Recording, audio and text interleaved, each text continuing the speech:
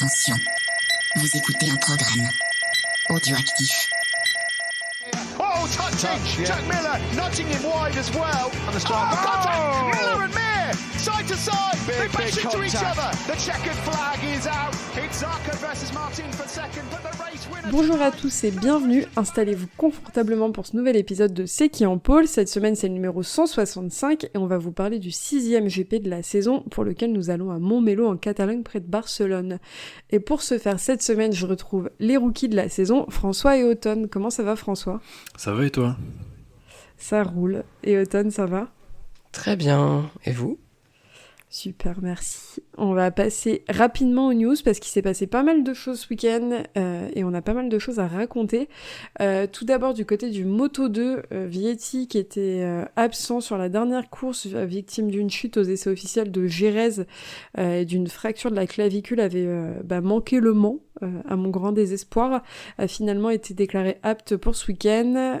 Et pareil, Mario Agi et Esrig étaient également aptes. Et du côté du MotoGP, il s'est passé plein de choses. La première, c'est l'annonce de l'annulation du Grand Prix d'Inde qui va être reporté très certainement en mars 2025. Ce qui implique qu'avec l'annulation de l'Argentine et le décalage, voire l'annulation du Kazakhstan s'il n'est pas replacé à un autre moment du calendrier, on va repasser de 22 courses à 19. Ce que de mon point de vue, pas une mauvaise chose pour la saison. Après, ça implique plein de choses de logistique pour les mécanos, mais c'est pas plus mal. Aussi a été annoncé, et ça c'est un peu quelque chose qui pendait au nez de Honda suite au départ de Marquez, mais c'est la séparation entre Repsol et le team HRC à la fin de la saison après 30 ans de collaboration. C'est près de 15 titres ensemble dans le team avec Repsol et HRC, donc c'est une collaboration historique qui s'annule. On annonce aussi, quand on parle d'historique, d'une course historique où il semblerait que Johann Zarco participe. Il s'agit des 8 heures de Suzuka. Et c'est suivi d'une rumeur où potentiellement Barry Baltus pourrait participer. Et pour finir, ça c'était l'annonce la plus importante du week-end sur lequel il y avait des rumeurs et on attendait pas mal de choses et surtout des réponses. C'est l'annonce d'Alex Espargaro qui prend sa retraite à la fin de la saison après près de 20 ans dans le paddock. Donc c'est un des grands noms qui part. C'est un des derniers de la promo 2013. Donc voilà, c'est officiel. On ne sait pas encore s'il va devenir pilote test. Et si pilote test il sera, on parle de peut-être ne pas rester chez Aprilia. Automne, est-ce que tu veux nous dire 2 mots sur la carrière d'Alex Espargaro ? C'est vrai que c'est un pilote avec une carrière assez atypique, surtout comparé à son frère Paul Espargaro. En fait, il a eu un titre en championnat d'Espagne en 125, mais ensuite il est arrivé en 125, ça n'a pas très très bien marché, en 250 non plus. Il a été appelé en 2009 pour faire une pige sur la Ducati Pramac, où il a réussi des assez bons résultats, mais après, il est redescendu en 2011 en Moto2. Là, il a fait son premier podium de toute sa carrière en Grand Prix. Et après, il est remonté directement sur une CRT chez Aspar. Puis après, sur une CRT chez Forward, c'était la Yamaha. Et il a enfin accédé au statut de pilote officiel chez Suzuki, et après, on connaît la suite de sa carrière chez Aprilia. Ouais, c'était une longue carrière au final, malgré que ce soit un pilote très controversé dans le paddock. T'en penses quoi de cette décision, toi, François ? Je sais pas en fait. Là, j'y ai pensé aujourd'hui, je savais qu'on allait en parler. Ça me fait un peu ni chaud ni froid, parce que c'est pas un pilote avec lequel j'ai un affect particulier. Par contre, des fois il amenait un petit peu de croustillant dans 2-3 clashs, dans 2-3 petites choses, donc on va voir si ça va laisser un vide ou pas, voir si tout le monde est copain sans aller chez Espargaro. Ça va être intéressant l'année prochaine. Si Johann Zarco peut enfin se promener dans le paddock sans avoir peur de se prendre une gifle, quoi. Non, mais moi je te rejoins un peu, ça me fait un peu ni chaud ni froid, et on va très certainement me traiter de rageuse, mais je suis un peu contente qu'il prenne enfin sa retraite, parce que c'est un des pilotes qui, malheureusement, m'exaspère en tant qu'humain. C'est un peu comme Jorge Lorenzo, le Jorge Lorenzo que je respectais énormément en tant que pilote. Il y a rien à dire sur l'aspect sportif, surhumain, etc. Mais en tant qu'humain, la manière qu'il avait, Espargaro, de se montrer dans les médias et d'aller au clash et d'en mettre plein la gueule à certains pilotes et de pas assumer aussi, comme il a pu le faire avec Zarco il y a pas longtemps en direction de course. Enfin, moi, je trouve ça exaspérant et je le trouve imbuvable au possible quand il est comme ça. Et du coup, je suis un peu contente d'être débarrassée de ce côté un peu fouine et un peu vicieux qui pouvait dégager du personnage. Après, en effet, je pense que ça va laisser un vide parce qu'on n'aura plus ce mec qui fait des grands gestes et qui fait des fucks à tout le monde quand il se fait écarter de la piste. Mais pour moi, on disait la même chose avec Crutchlow, qui était un des... Comment dire ? Personnage. Voilà, un des personnages du paddock qui avait une grande gueule et qui disait les choses. Et au final, preuve en est que ça a bien continué et qu'on évite de passer à autre chose. En plus, Espargaro va potentiellement être pilote de test. Donc là, il aura plus de raison de râler et il aura juste des raisons de kiffer et de se faire plaisir. Et je pense honnêtement que ça va lui enlever une pression aussi, parce que 20 ans dans le paddock, c'est pas rien. Ça reste du stress, ça reste de la pression, ça reste un besoin d'être compétitif. Et je pense que là, ça va lui permettre et de se concentrer sur la famille, comme il le dit régulièrement, et de se concentrer sur le vélo, et en plus de ça, de kiffer et de prendre que le positif en étant pilote de test. Donc je pense que c'est que gagnant-gagnant pour lui, même si c'est une grosse étape dans la carrière de quelqu'un qui a passé 20 ans dans le paddock, quoi. On a fait le tour des news pour le coup. Je pense qu'il y aura encore pas mal de choses à dire le week-end prochain puisque on est sur un back-to-back, mais on va passer tout de suite au Moto-E qu'on va passer également assez rapidement puisque aucun de nous n'est très fan de Moto-E ici, à part Pierre qui est absent. Donc Automne, je te laisse nous débriefer un petit peu ce week-end. Comment ça, vous adorez pas une catégorie où quand les motos passent, ça fait le bruit d'un essaim d'abeilles ? Ah ouais, non, vraiment. Bon, François, je pense que ce que t'apprécies, c'est pouvoir être commissaire quand il y a les Moto-E, ça s'arrête là, quoi. Ah ouais, et encore, hein, vu tout l'équipement qu'il faut porter, des fois c'est un peu fatigant. Pour revenir un peu en Moto E, on s'était quitté avec le doublé de Nicolas Spinelli au Mans. Donc toi, tu l'avais vu depuis le bord de la piste, François. Ouais. Il avait fait un sans faute et il s'était rapproché à 2 points du leader au classement provisoire, c'est le champion en titre Mattia Casadei. Cette fois à Barcelone, ça s'est pas passé aussi bien pour Spinelli qui est pilote de Tech 3. Donc en qualif, c'est Eric Granado qui a signé la pole position devant Mattia Casadei et Alessandro Zaccone. C'est le coéquipier de Spinelli chez Tech 3. Ils ont signé, donc Casadei et Zaccone, ils ont signé le même chrono au millième près et ils ont été départagés en prenant en compte leur deuxième tour le plus rapide. Spinelli, donc, qui avait fait le doublé au Mans, il part de la deuxième ligne en 4e position, suivi par Oscar Gutiérrez et Hector Garçon. En course 1, c'est Mattia Casadei qui fait le whole shot devant Zanoni et Garçon. Et au dernier virage du premier tour, Nicolas Spinelli perd l'avant et il finit dans le bac à gravier. Donc premier coup d'arrêt, Zanoni, Garçon et Gutiérrez prennent les rênes de la course l'un après l'autre. Et puis au final, c'est Oscar Gutiérrez qui réussit à s'échapper en tête, chassé par Granado. Au bout des 7 tours, Gutiérrez résiste à Eric Granado et il gagne sa première course Moto E. Derrière, il y a Kevin Zanoni qui bat Garçon pour la 3e marche du podium et Casadei qui termine 6e. Dans la course 2, du coup, on prend les mêmes et on recommence. À l'extinction des feux, c'est Casadei qui est le plus rapide, encore une fois. Il vire en tête au premier virage, devant Zanoni et Granado. Mais dès le deuxième tour, un autre coup de théâtre, Casadei chute et il manque l'occasion de faire le trou au championnat. T'as Granado qui fait la course en tête, suivi par Zanoni, Oscar Gutiérrez et Alessandro Zaccone. Derrière, Spinelli aussi tombe à 4 tours de la fin, donc c'est vraiment un week-end à oublier pour lui. Au final, victoire de Zanoni qui en profite pour prendre la tête du classement provisoire. Gutiérrez finit 2e et Zaccone 3e. Du coup, point sur le championnat. Zanoni repart de Barcelone avec 1 point d'avance sur Mattia Casadei et 2 sur Gutiérrez, c'est très serré en tête. Et Nicolas Spinelli est 4e avec 13 points de retard sur le premier. C'est ouf comment le classement Moto-E change assez facilement au général avec leurs courses. Ouais, c'est peut-être le fait qu'ils ont les mêmes motos et que c'est des courses très courtes. Donc ça favorise l'agressivité, ça incite à trancher dès le début. Ouais, la moindre erreur est payante de toute façon. Ça reste le problème. Enfin, c'est une bonne chose dans cette catégorie, j'allais dire problème, mais pas du tout.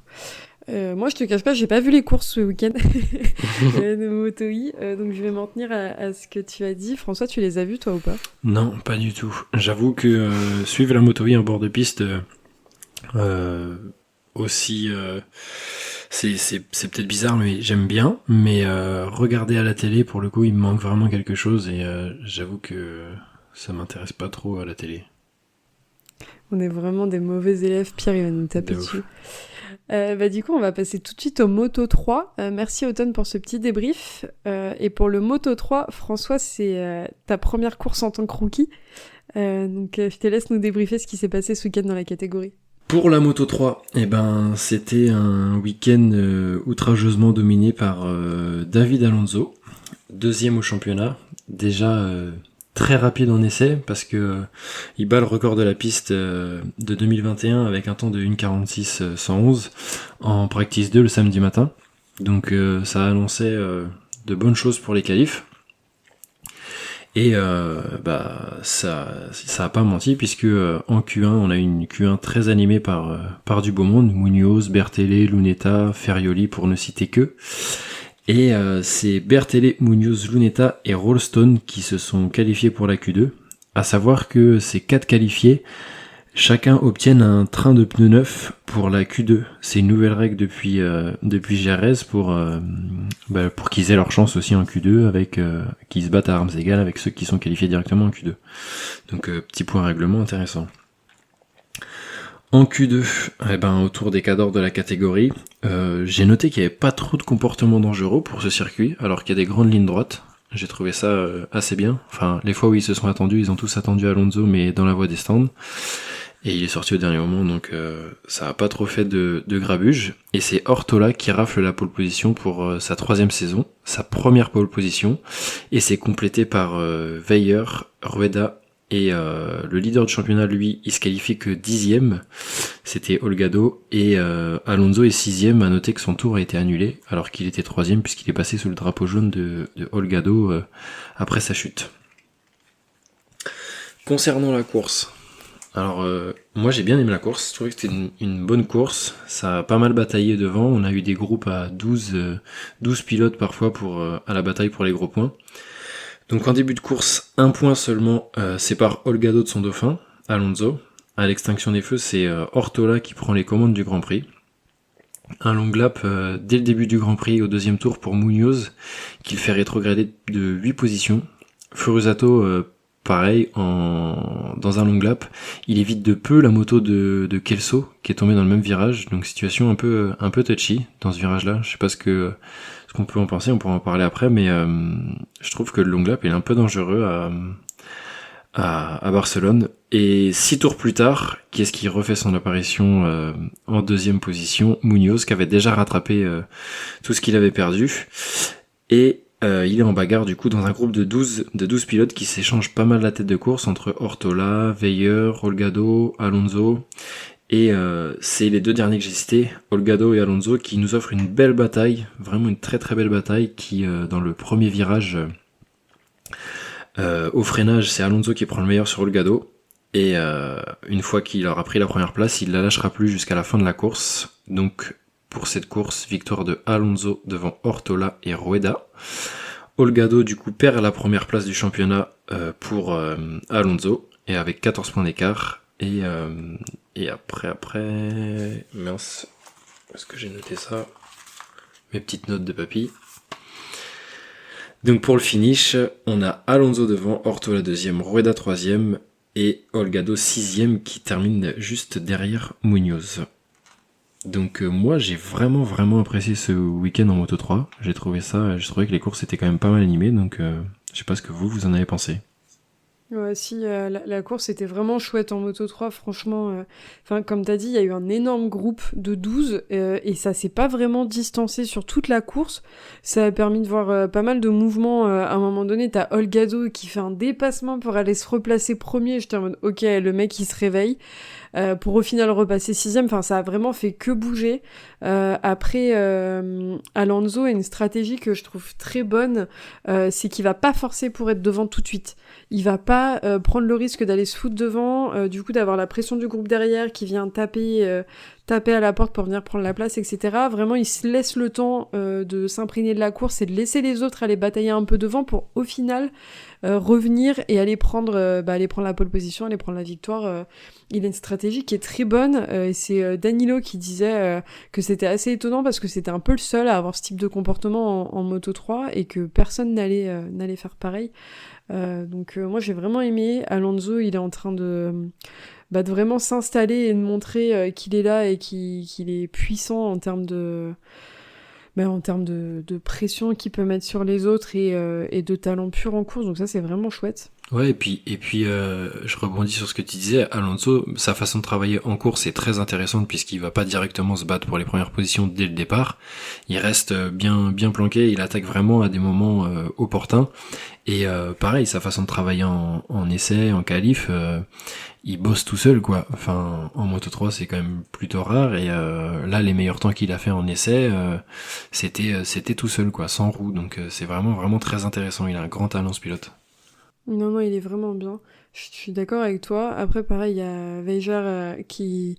encore une fois, on revient toujours sur le même sujet, mais c'est un pilote qu'on attendait pas trop quand il est arrivé. On n'avait pas trop d'attentes sur lui. Et chaque week-end, il montre qu'il est capable d'aller se battre devant. Donc, franchement, j'ai trouvé que c'était une course. Après, il faut pas oublier que c'est un circuit espagnol. Il y a beaucoup de pilotes espagnols. C'est un circuit qu'ils connaissent tous. Donc ça aide beaucoup, mais ouais, c'était une très très belle course. Moi je rebondis sur ce que tu disais, c'était le long lap, la chute de Kelso devant Munoz, mais en 10e près, c'était foutu, quoi. Il foutait sa course en l'air. Je te rejoins sur le fait que je trouve que le long lap est dangereux à cet endroit-là. C'est assez surprenant d'ailleurs qu'il soit juste après la ligne d'arrivée de départ. Je suis pas sûre que ce soit qu'il y ait ça sur d'autres circuits.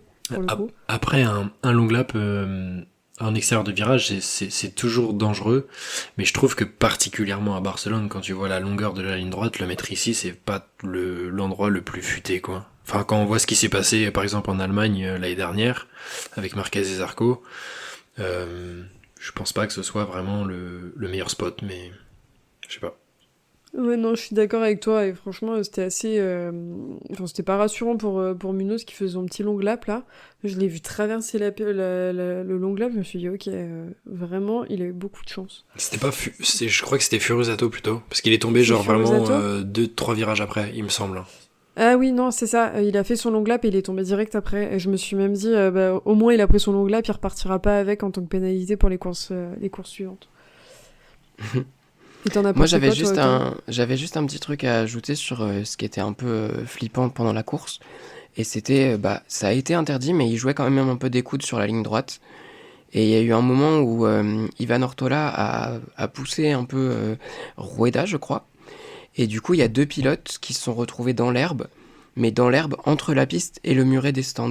Oui, alors c'est déjà quelque chose qui arrive souvent sur les circuits, des circuits qui sont assez étroits, où en fait les pilotes, comme ils font pas une trajectoire complètement droite sur la ligne droite, ils se retrouvent à frôler les panneaux du panneautage. Mais là c'était vraiment très flippant de voir les pilotes dans l'herbe à cet endroit-là, pile entre le muret et la piste. Alors je l'ai pas noté en course ça, mais oui, au départ c'est vrai qu'il y a 2 pilotes qui traversent dans l'herbe, vraiment au départ, parce que Ortola prend son départ et il resserre tout de suite à droite, et il y a 2 pilotes en effet qui passent dans l'herbe au départ. Moi c'est ce que j'ai vu. Après en course j'ai peut-être pas fait attention. Non, c'était ça. Ouais, mais c'est vrai que oui, c'était chaud parce que là ils avaient déjà pris pas mal de vitesse quand même.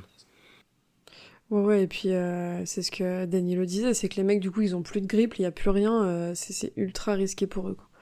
Moi mon petit point, c'est mon petit flop du week-end, mais ça fait quelques courses et j'en suis un peu déçue, c'est Holgado encore une fois, qui se qualifie pas bien et qui finit pas proche du trio de tête. Donc là il finit, en l'occurrence il finit 6ème.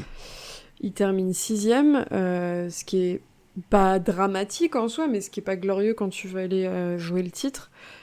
Et du coup, c'est vraiment ce que Kevin disait il y a 2 épisodes plus tôt, c'est que il est inconstant, il va pas marquer là où il devrait marquer et il perd des points bêtement.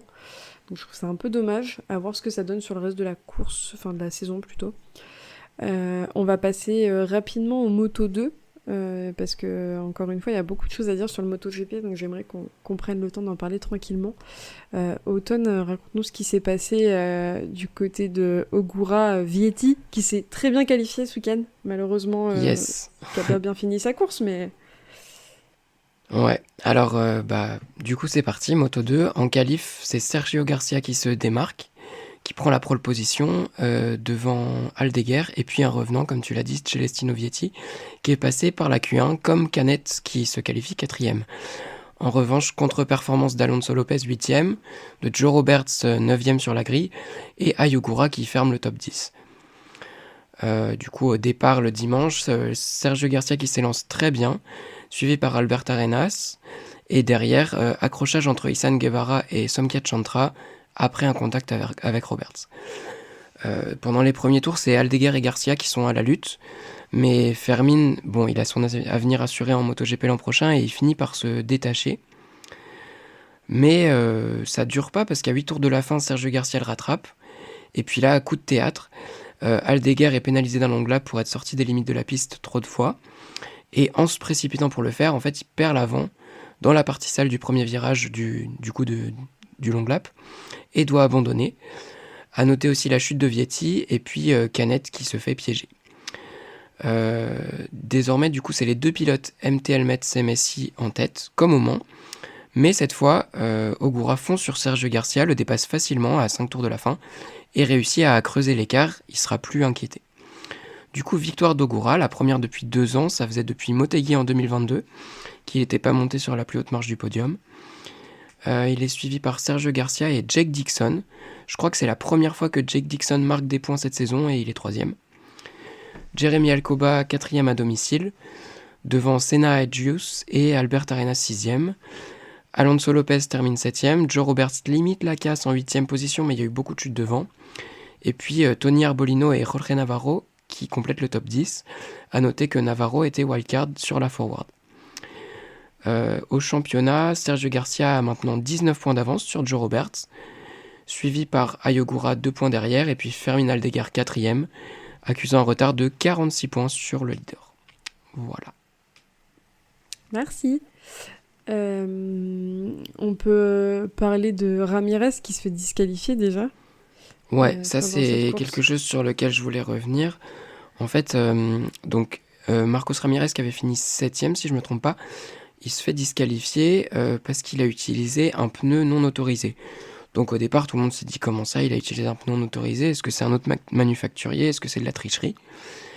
Et au final, donc Marcos Ramirez l'a expliqué lui-même sur Twitter et Instagram, c'est Pirelli qui a monté les mauvais pneus sur les mauvaises jantes. C'est-à-dire que dans son allocation, un pneu de l'allocation de Ramirez a été monté sur une jante de Joe Roberts et inversement. Donc Joe Roberts a utilisé ce pneu-là pendant les essais et du coup il n'a pas été disqualifié. En revanche, Ramirez l'avait gardé pour la course et comme il a utilisé un pneu de Joe Roberts pendant la course, il est disqualifié. Ouais, ils ont fait appel et ça a été rejeté d'ailleurs. La communication officielle de Ramirez, c'est, je cite, pour être précise, chaque week-end, Pirelli monte nos pneus pour chaque pilote car ils ont eu un échec en montant des pneus de mon partenaire sur ma jante et un de mes pneus sur la jante de mon partenaire. Notre échec a été de ne pas examiner le travail que d'autres devraient bien faire. J'ai utilisé ce pneu en course et mon partenaire l'a utilisé tout au long du week-end, c'est-à-dire qu'aucun de nous n'a obtenu d'avantage étant le même composé. Et nous utilisons des pneus autres que celui qu'il nous donne. Cette sanction me semble très injuste, mais je n'ai pas d'autre choix que de l'accepter. Après, c'est ce qui est dit et ce qui est pas déconnant de la part de Ramirez, c'est que c'est aussi au team de vérifier le travail de Pirelli. Donc on peut pas jeter que la pierre à Pirelli, mais c'est quand même une erreur de débutant de leur part là pour le coup. Ouais, la Pirelli, ils ont abusé quand même. Parce que autant les teams, ils ont l'habitude de recevoir les jantes avec les pneus montés dessus, etc. Il les rééquilibre, il vérifie deux, trois choses, mais c'est vrai que là, c'est vraiment la tuile quand même. Bah, c'est-à-dire Ouais. que si t'as pas eu cette situation avant, tu vas pas penser à vérifier scrupuleusement toutes les étiquettes sur tous les pneus. Et là, ça peut servir de précédent. C'est-à-dire que malheureusement, c'est Marcos Ramirez qui en fait les frais.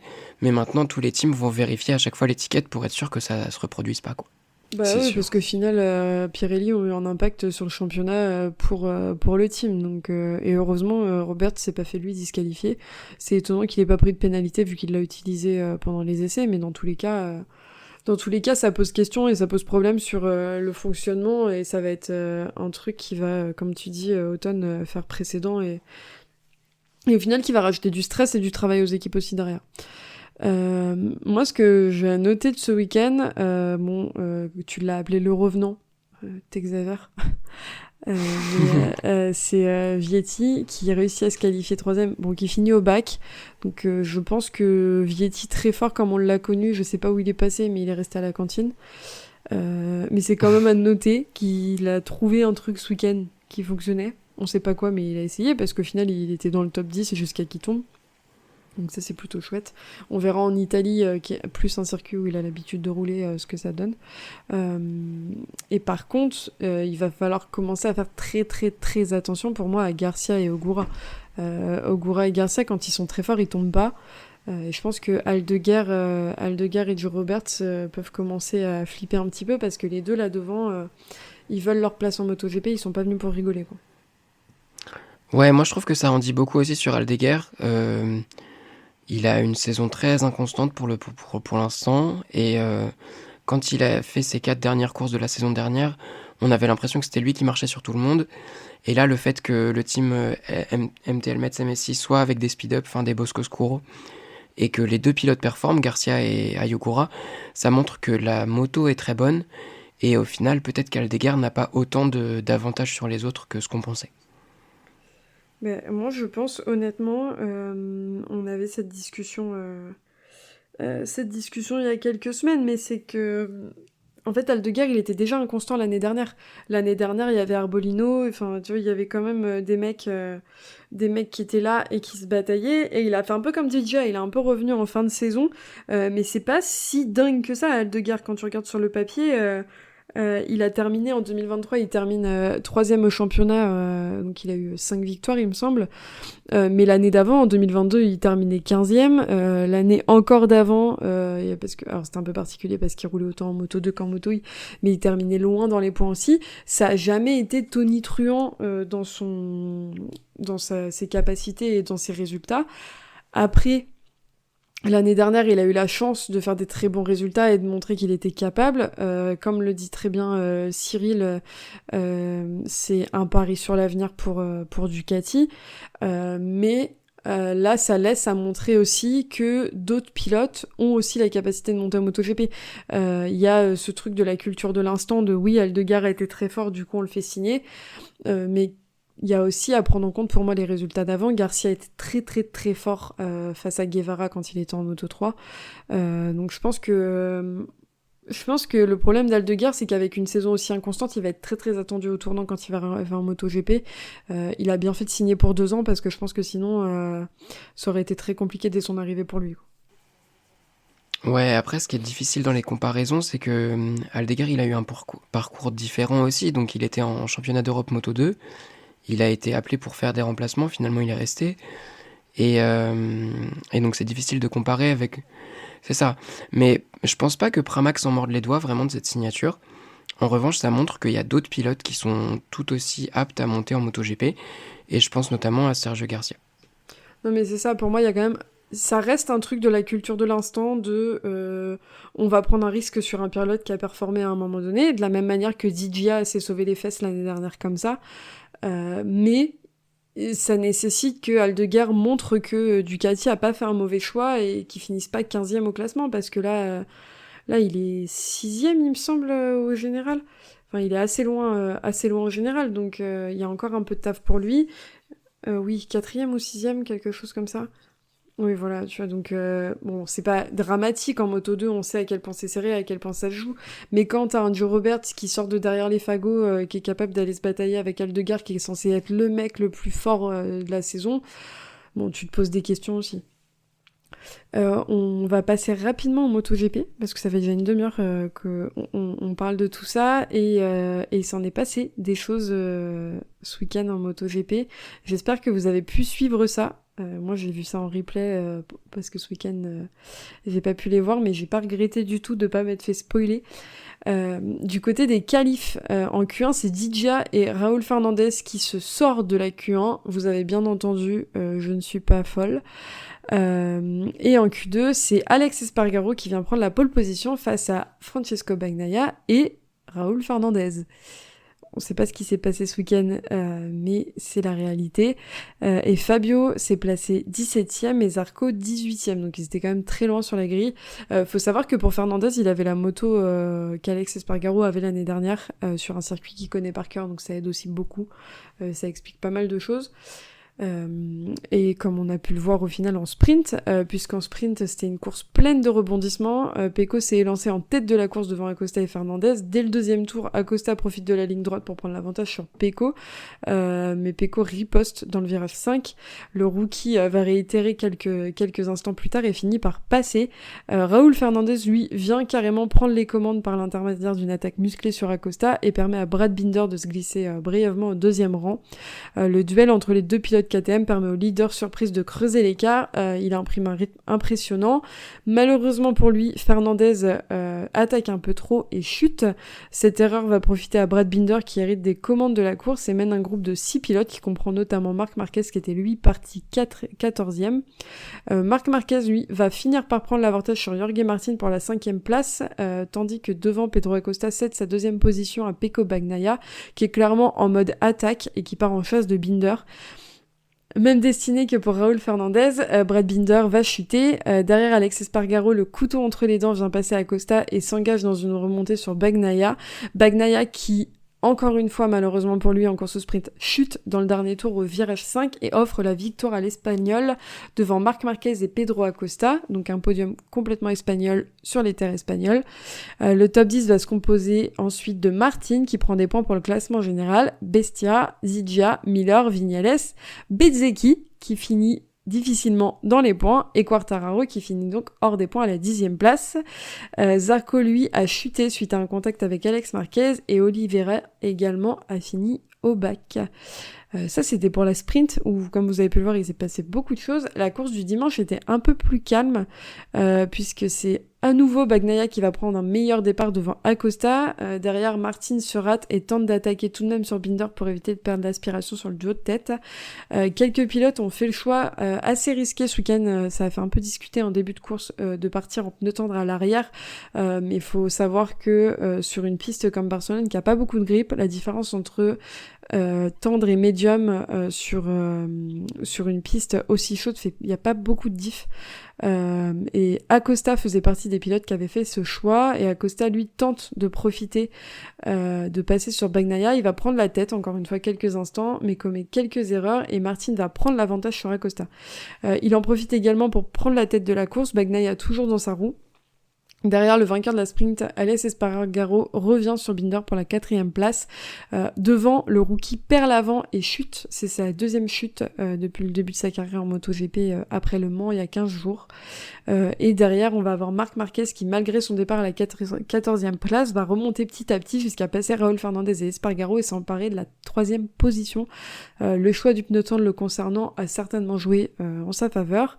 Avec 1 seconde d'écart entre Martin et Bagnaia, l'Italien revient sur l'Espagnol, elle passe au virage 5, là où il a chuté la veille. Il précisera après la course que c'était important pour lui de tester quelque chose dans ce virage pour un peu oublier le fait qu'il y était tombé. Il va donc passer le drapeau à damier en tête, suivi de Martin et Marquez.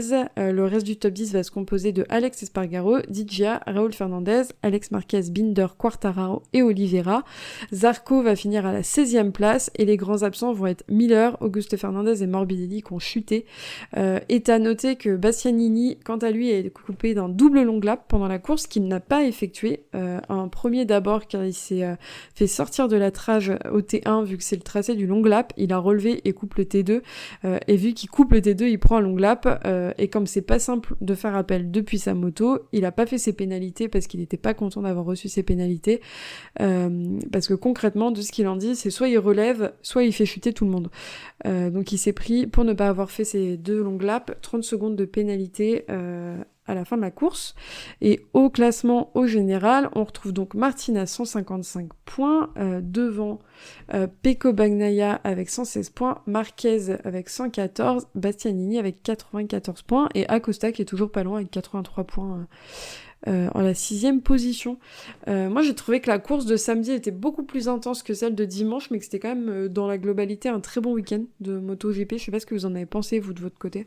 Ouais, c'était trop. Franchement, la sprint c'était vraiment top, plein de rebondissements, une course vraiment très intéressante. Je pense que un Pedro Acosta sur les sprints c'est très intéressant parce que très fougueux et très agressif et ça lâchera pas le morceau. Par contre, sur une course un peu plus longue, j'attends de voir. Je pense qu'il est encore un peu trop dans la fougue et c'est difficile de faire vraiment quelque chose. Mais au moment où il va faire des courses un poil plus intelligentes en attaquant un peu moins et savoir temporiser au bon moment, je pense que ce sera intéressant avec Acosta. Mais après, pour revenir vraiment aux courses plus générales, c'est vrai que la sprint était exceptionnelle. Ouais, pour moi, c'était une des meilleures sprints depuis l'existence des courses sprint. Pour revenir sur Acosta, je suis d'accord avec toi, il fait des erreurs qu'il peut encore se permettre pour sa saison de rookie, surtout parce qu'il prend, et c'est Depugné qui l'expliquait très bien, lui qui a un regard du coup forcément de pilote professionnel, mais il prend des trajectoires qui sont assez atypiques, très à l'intérieur en freinant avec un angle qui est plus prononcé que la plus grande partie du plateau. Donc quand ça passe, super, t'es haut sur le podium, mais ça peut pas passer pendant 25 tours en fait. Donc forcément, il y a des circuits où ça passe pas non plus, et parfois il finit au bac, surtout avec une piste où le grip est aussi compliqué. Donc je pense que Acosta, il joue vraiment la carte de prendre des risques, et c'est un peu comme quand Martin avait fait un choix particulier de pneus, c'est soit tu prends des risques, ça fonctionne, t'es un génie, soit ça fonctionne pas et tu passes pour l'idiot du village parce que tu finis au bac.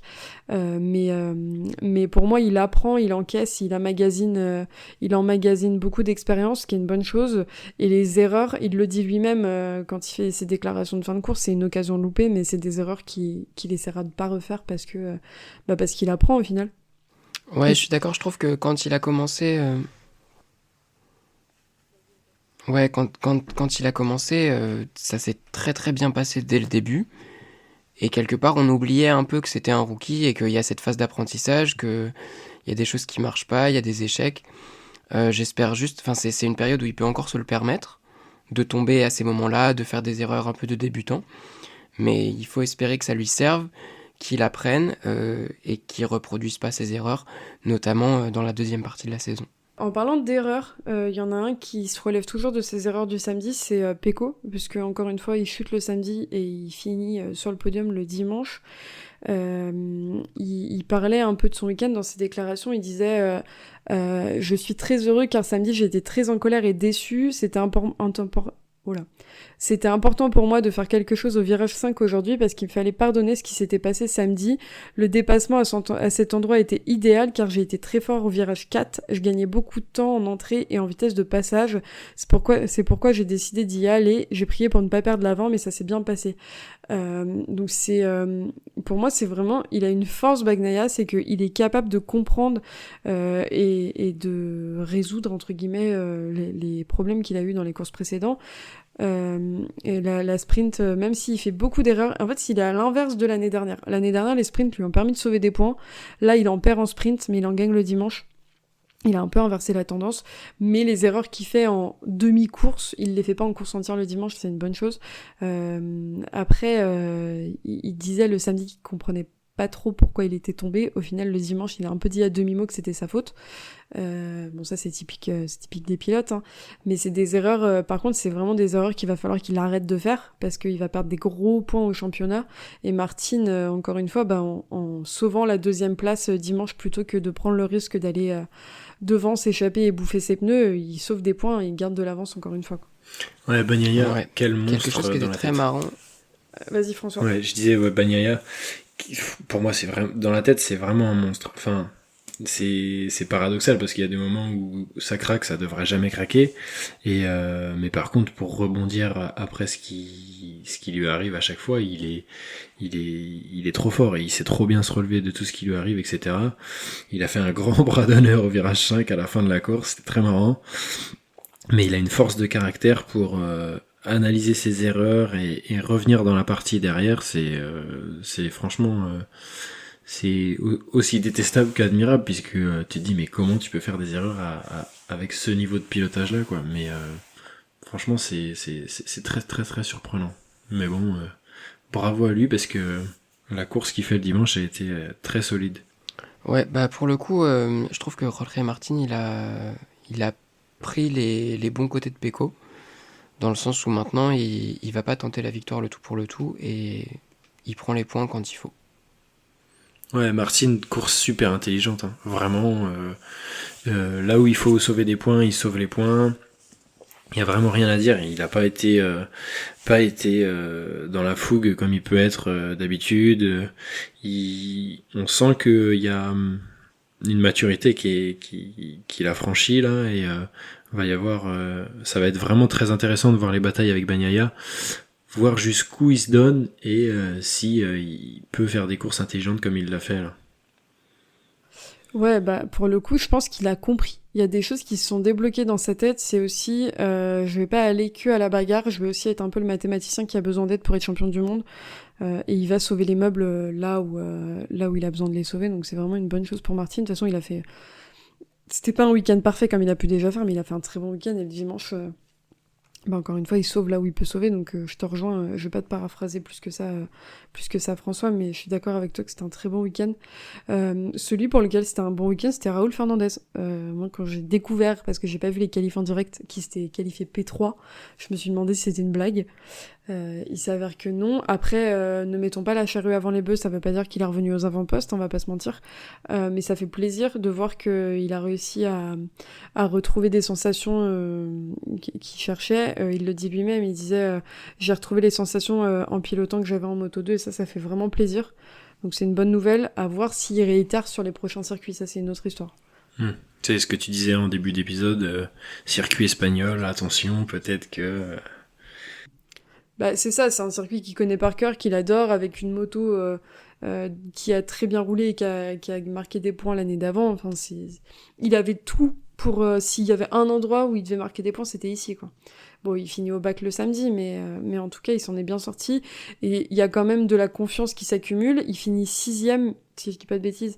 Il finit 6ème, c'est le meilleur résultat pour l'instant pour le team Trackhouse, du coup.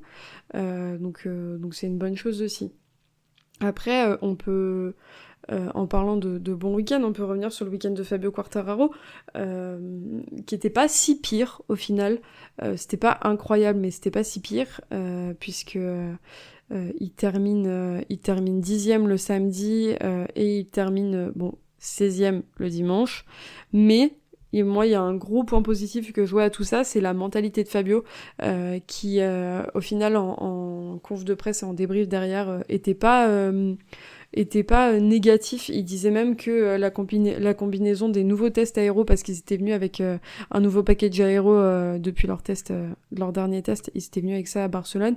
Il disait que la combinaison de ces nouveaux tests aéro plus les concessions qu'ils ont dû faire pour s'y habituer portait vraiment ses fruits et qu'ils voyaient du positif.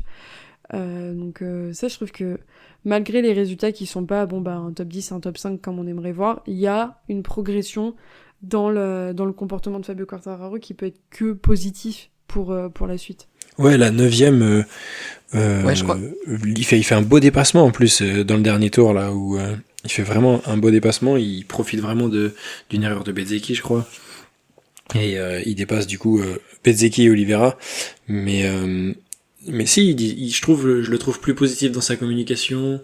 Là, il a dit que c'était le meilleur qu'il pouvait faire pour ce week-end. 9e, ça progresse. Enfin, faut voir où est-ce qu'ils étaient en début de saison, quoi. L'écart reste très grand avec les premiers, mais petit à petit, à force de travailler avec la nouvelle équipe, avec une façon de travailler à l'italienne, ça peut être intéressant de voir ce que ça va donner sur la fin de saison et sur l'année prochaine, parce que Yamaha a l'air de tirer petit à petit, bien sûr, mais a l'air de tirer dans le bon sens. Ouais, je te rejoins là-dessus. Et moi, j'ai un espoir un petit peu, même si, comme je le disais, c'est pas un pilote que j'affectionne particulièrement, mais que si Alex Espargaro ne part pas chez Aprilia en tant que pilote test, que Yamaha le signe direct, en fait. Que direct, ils se disent, mais en fait, parce que c'est un excellent développeur, c'est un excellent metteur au point, c'est la meilleure décision qu'il pourrait prendre pour l'avenir de la Yamaha. Donc je pense qu'ils sont vraiment dans une mentalité d'évolution, et ça c'est une bonne nouvelle. En parlant de bonnes nouvelles, encore une fois, le week-end de Marquez. Marquez qui part à la 14e position et qui finit 2 fois sur le podium.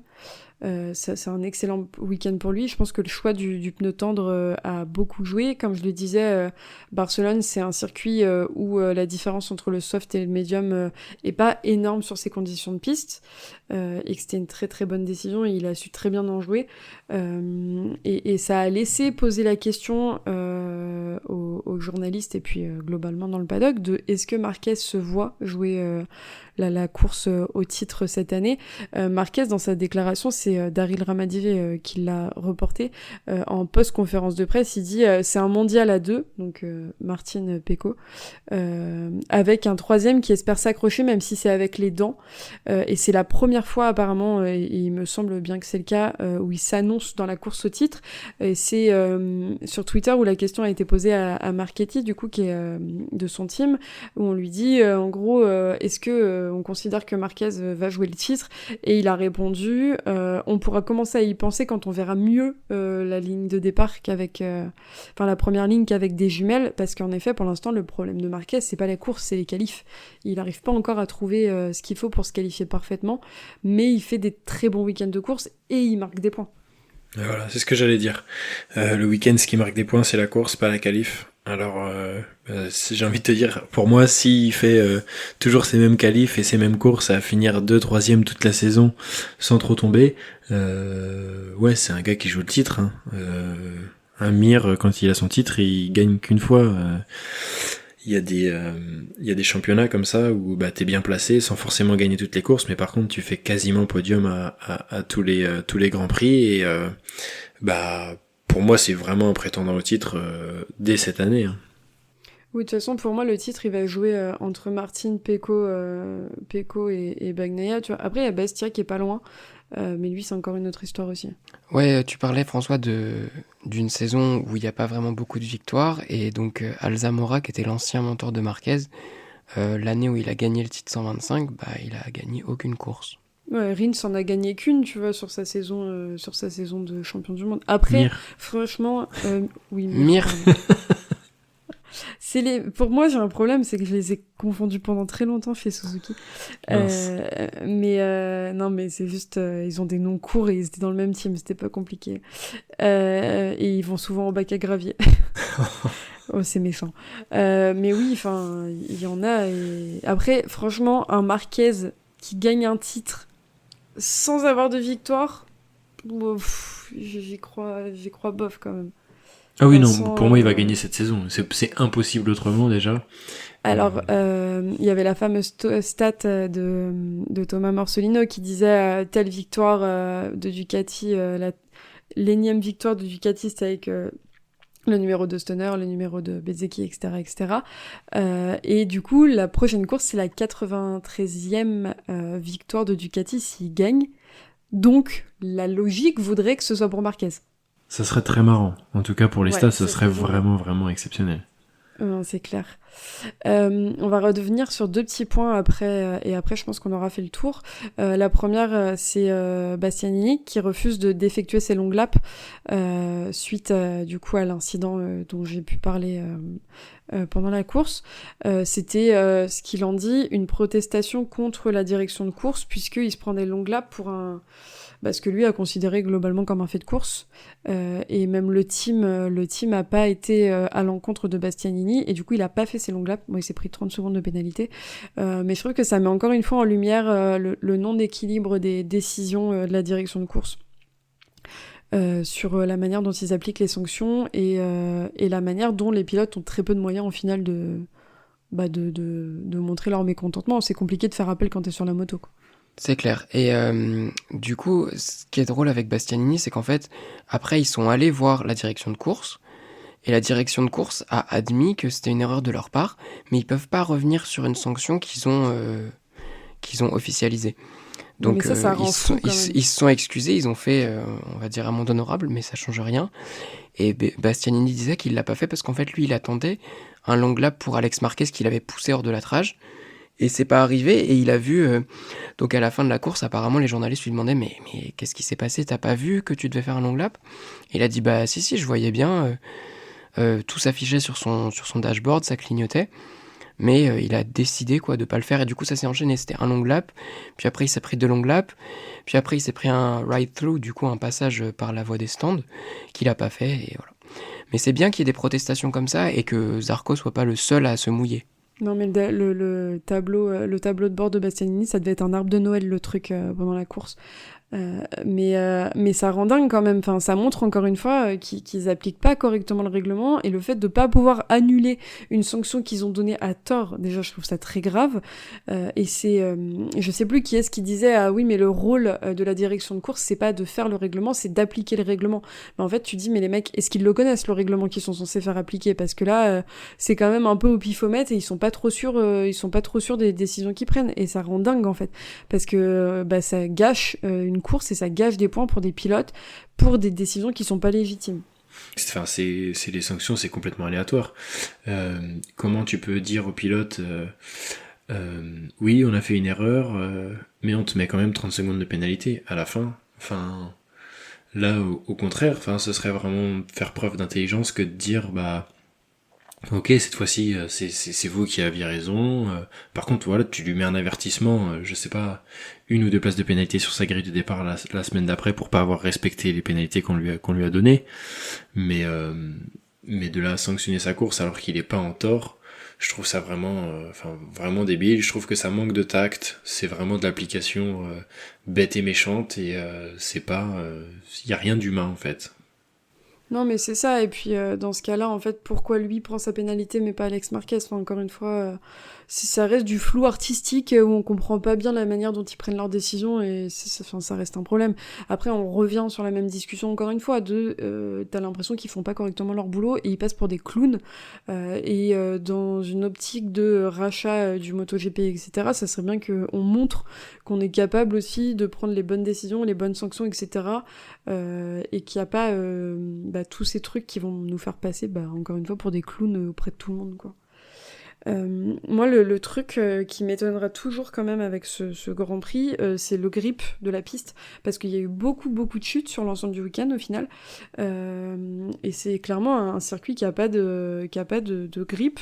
C'est Michel Turcot qui disait à Célis, qui lui posait la question mais pourquoi il n'y a pas de grip, et Turcot disait non mais ça fait 30 ans qu'on va là-bas, 30 ans qu'il n'y a pas de grip, ils ont resurfacé plusieurs fois les circuits et ça ne change rien, c'est un mystère, cette piste n'a pas de grip. Après il y a les F1 qui roulent là-bas, donc ça aide pas non plus, il y a beaucoup de bosses, etc., mais ça reste un petit problème sur lequel ils vont devoir travailler à un moment donné, parce que tu peux pas laisser des pilotes avoir des chutes sous prétexte que la piste est mal surfacée ou qu'il n'y a pas assez de grip non plus à cause de ton surfaçage, quoi. Ouais, la course sprint, ça faisait vraiment penser à celle de Jerez, parce que y a eu des chutes en série, mais là, il y avait aucun problème de météo, c'était juste la piste qui accrochait pas, quoi. Oui, puis il tombe vers le même endroit à chaque fois quand tu regardes, donc ça, c'est un peu, pour moi, c'est un peu le mystère de Barcelone. Mais sinon, dans l'ensemble, c'était un très bon week-end. Ouais, très bon week-end. À noter que Marini finit pas dernier Honda, hein. Il y a Bradle encore derrière lui, donc ça va. Ouais, mais il y avait pas Paul Espargaro qui était censé faire une wildcard ce week-end aussi? Je sais pas. Non, c'est au Mugello, je crois. Ou à Misano. C'est à Misano. Parce qu'on pensait que Pedrosa ferait la wildcard en Espagne et Paul Espargaro la deuxième. Et au final, Espargaro, je crois que ce sera à Misano. Ok. Et toi, tu voulais revenir sur un point, Automne? Ouais, du coup, c'est un peu coupé par rapport à avant. Mais pour en revenir à ce qu'on disait sur Bastianini, c'est très dommageable pour lui parce que du coup, il est hors de l'équation pour garder sa place dans le team officiel Ducati après un week-end comme ça. Et par contre, l'idée de revenir sur des sanctions qui ont été attribuées, c'est un peu malheureusement la porte ouverte à toutes les fenêtres, parce que du coup, n'importe quel pilote dirait « Oui, mais je vais faire appel de la décision qui annule la sanction qui m'avait fait gagner une place ». C'est sûr que ça laisse des portes ouvertes. Je pense que ça a forcément amené à débattre sur plein de choses. Mais là, je pense que tout le monde est unanime pour dire que, enfin, c'est complètement illogique de donner cette sanction à Bastianini par rapport à la situation de course, quoi. Ouais, je pense qu'on est tous d'accord là-dessus.